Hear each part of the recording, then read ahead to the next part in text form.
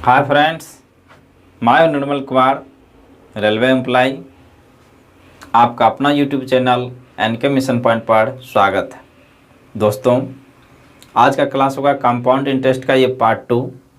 इससे पहले पार्ट 1 हो चुका है जिसमें बेसिक क्लास हुआ है। जो नए हैं, मैं उसके लिए एक बार फोकस करना चाहता हूँ कि कंपाउंड इंटरेस्ट, चक्रवृद्धि ब्याज, या जिसको शॉर्ट में सीआई बोला जाता है। सीआई के केस में प्रत्येक साल का ब्याज असमान आता है।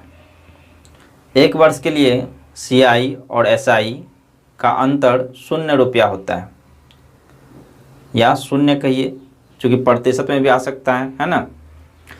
एक वर्ष का सीआई और एसआई दोनों इक्वल होता है, बराबर रहता है। और पॉइंट है कि एक वर्ष का सीआई एसआई वह दर प्रतिशत के बराबर ही होता है। इस पे हमने फोकस किए हैं और बताए हैं 2 वर्ष के लिए सीआई निकालने के लिए, सीआई एसआई का अंतर निकालने के लिए 2 वर्ष, 1.5 वर्ष, 1 वर्ष 3 माह, 1 वर्ष 4 माह, इस तरह का प्रश्न हमने बताए हैं एग्जाम्पल दे दे के। फिर भी यहाँ देखिए, यदि समय 2 वर्ष दिया रहे, t बराबर 2 वर्ष, r भी दिया हुआ रहेगा, है ना, जो भी रहे r मान लेते हैं। तो इसके लिए हम सीआई निकालने के लिए बताए हैं कि सीआई बराबर होता है x plus Y plus X Y बटे 100, पूरा का प्रतिशत, ये हम बताए हैं। और भी बताएं क्या सीआई बराबर बताए हैं 2x प्लस एक्स स्क्वायर बटे 100, ये भी प्रतिशत में रहेगा, है ना। ये कब लगेगा और कब लगता है सब हम बताए हैं कि ये तभी लगता है, इसका पूरा का परसेंटेज कीजिए,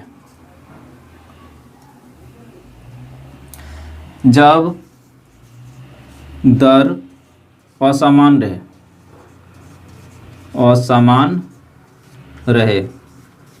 जैसे मान लीजिए पहला वर्ष 3% दे दिया, दूसरा वर्ष 2% दे दिया, इस तरह से, चाहे हम यहाँ 4% दे दिया, 5% दे दिया, तो इस तरह से हम इस पे रह के बनाते थे।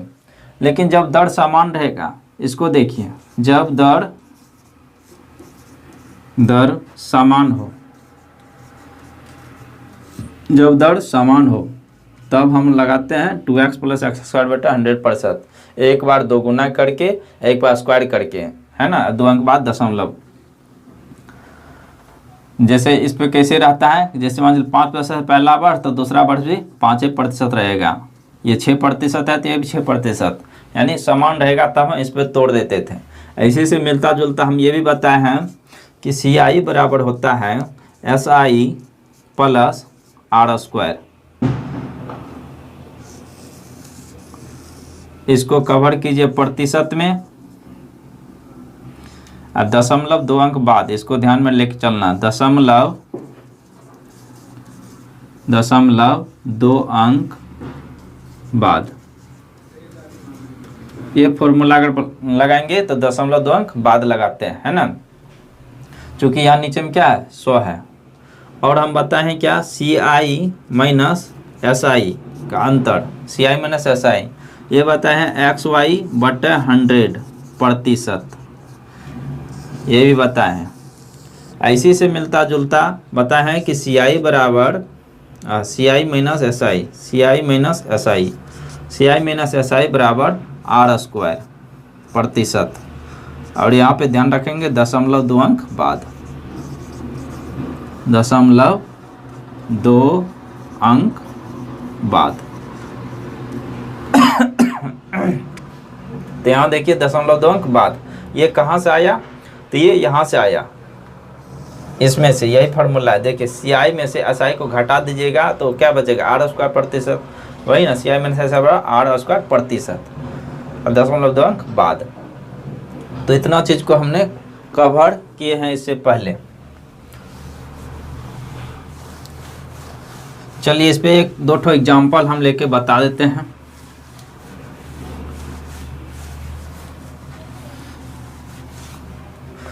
कि जैसे मान चलिए P दे दिया 1000 रुपया,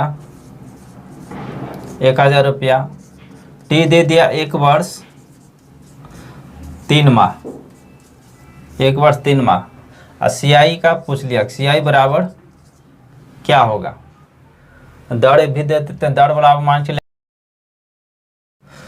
ठीक। तो ऐसे, तो इसको हम कैसे तोड़ते थे, तो देखिए इस प्रकार से कि 10% है ना, 10%, यहाँ क्या है 1 वर्ष और 3 माह, तो 1 वर्ष के लिए 10% ही रहेगा, 1 वर्ष के लिए कितना रहेगा 10% ही रहेगा। अच्छा ऐसे समझिए 1 वर्ष अब प्लस इसको हम 3 माह को क्या लिख सकते हैं 1/4 है ना, 12 से चूँकि भाग देंगे वर्ष में चेंज करने के लिए, तो 3 चौक 12 कट जाएगा यानी 1/4 वर्ष आ जाएगा। तो पहले 1 वर्ष का ये प्रतिशत ब्याज 10 ये हुआ, और 1/4 वर्ष, तो देखिए 1/4 से इसमें गुना कर देते नहीं कटेगा, इसलिए यहाँ पे 8 ले लीजिए, 8 देते हैं, समझने में आसान रहेगा। देखिए 4 से भाग दें 4 दूना 8, यहाँ भी अब क्या हो 1 वर्ष के लिए 8% रहेगा, 4 से भाग दीजिएगा 4 दूना 8 यानी 2% यहाँ आ जाएगा, है ना, 4 दूना 8 2%। तो क्या करते थे पहले एक बार जोड़ के फिर एक बार गुना करके, तो देखिए 8 2 10, CI अगर हम निकालेंगे यहाँ से तो 8 2 10 और 8 दूना 16 और 0.2 अंक बाद, तो 10.16%। इस तरह से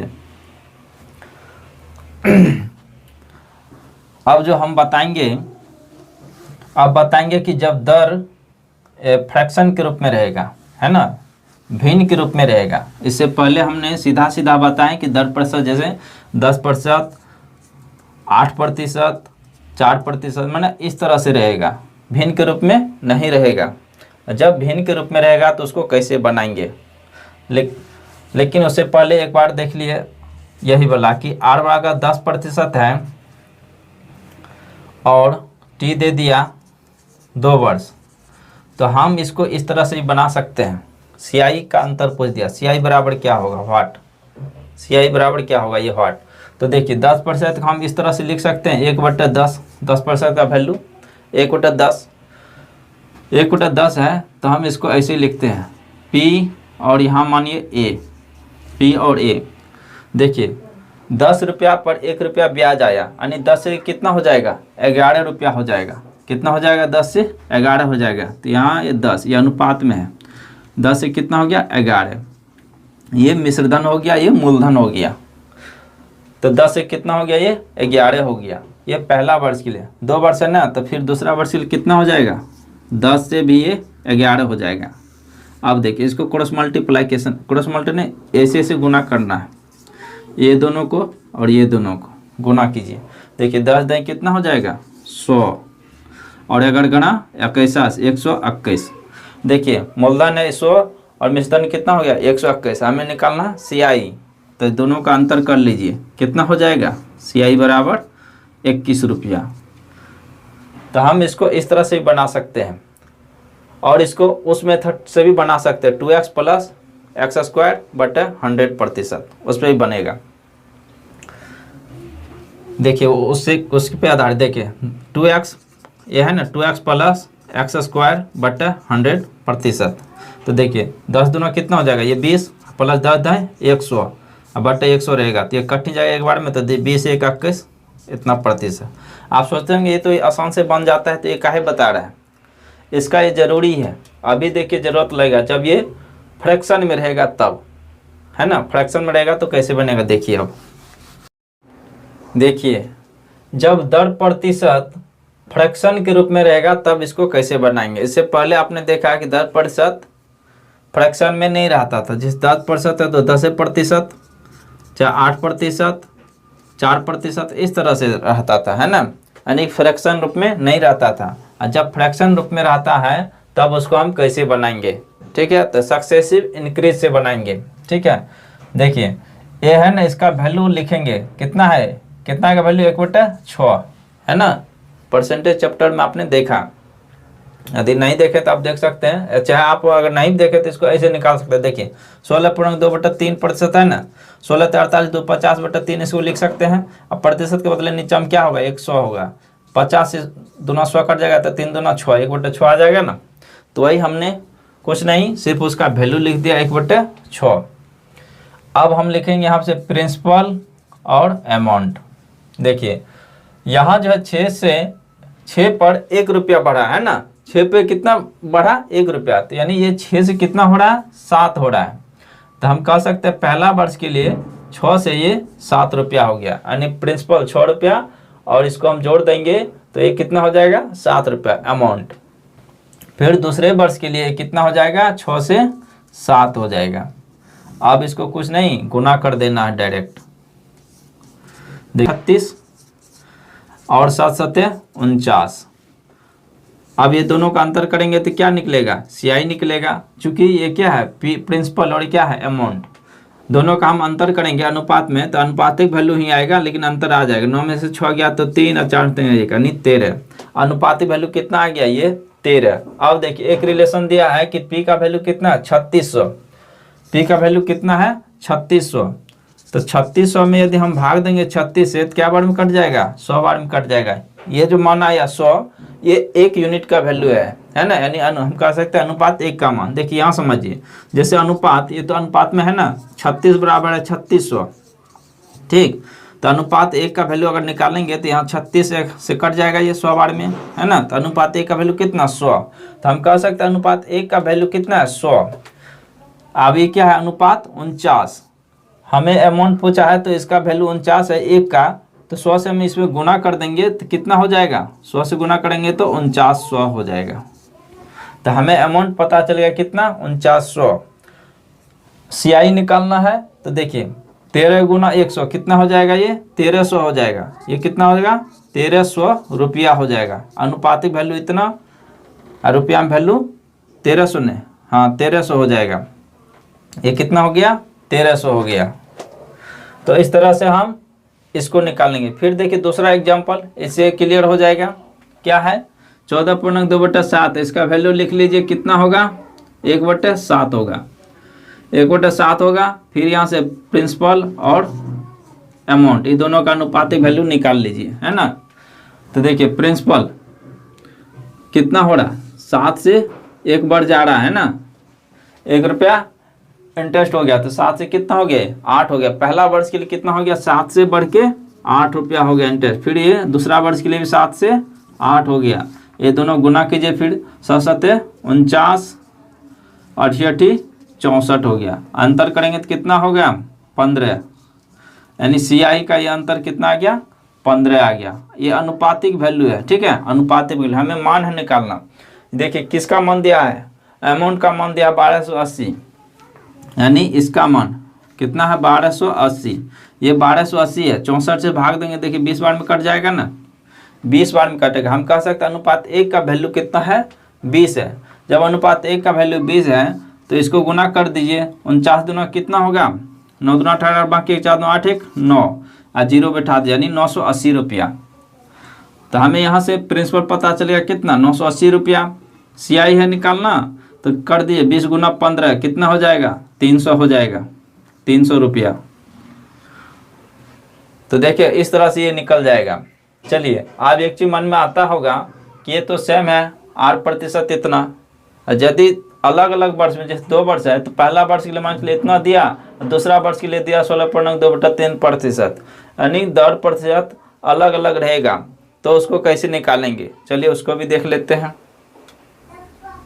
चलिए देखिए जब अलग अलग वर्ष में अलग अलग दर रहेगा तब उसको कैसे निकालेंगे। देखिए सेम उसी प्रकार बनेगा। कैसे देखिए इसका मान कितना होगा 1/6 है ना, इसका मान कितना होगा 1/7, ये 1/7 होगा। उसी तरह फिर आप बैठा देना प्रिंसिपल अनुपात अमाउंट। चलिए ये पहला वर्ष के लिए, ये दूसरा वर्ष के लिए है। पहला वर्ष के लिए देखिए 6 पे 1 रुपया बढ़ा तो कितना हो जाएगा 7, यानी 6 से ये 7 हो गया अमाउंट। ये कितना हो रहा है 7 से 1 बढ़ के 8 हो जा रहा है, तो यानी 7 से 8 हो गया। देखिए फिर आपको इसको गुना कर देना है तो 6 7 ये हो जाएगा 42, अनुपात 8 7 56। दोनों का अंतर कीजिए कितना होगा 6 में 2 गया 4, 5 4 गया यानी 14। CI ये CI का अंतर आ गया है ना, ठीक। 6 से 7 हुआ, 7 से 8 हुआ, 7 छक 42, 8 7 56। तो इतना आगे हमसे पूछा क्या है, देखिए सी आई और अमाउंट, सी आई और अमाउंट पूछा है, ये अनुपातिक वैल्यू है, लेकिन एक रिलेशन दिया पी का 840, 42 का कितना दिया 840, 840 दिया है, 42 दूना 84 या 1 0 आ जाएगा यानी 20। हम कह सकते हैं अनुपात 1 का वैल्यू कितना 20, अनुपात 1 का वैल्यू 20 है, तो इसमें 20 से गुना कर दीजिए, है ना, 20 से गुना कर दें कितना होगा, 6 2 12 1 2 बाकी 1 15 10 1 11, 2 6 12 2 बाकी 1 2 5 10 1 11, ठीक, 1120।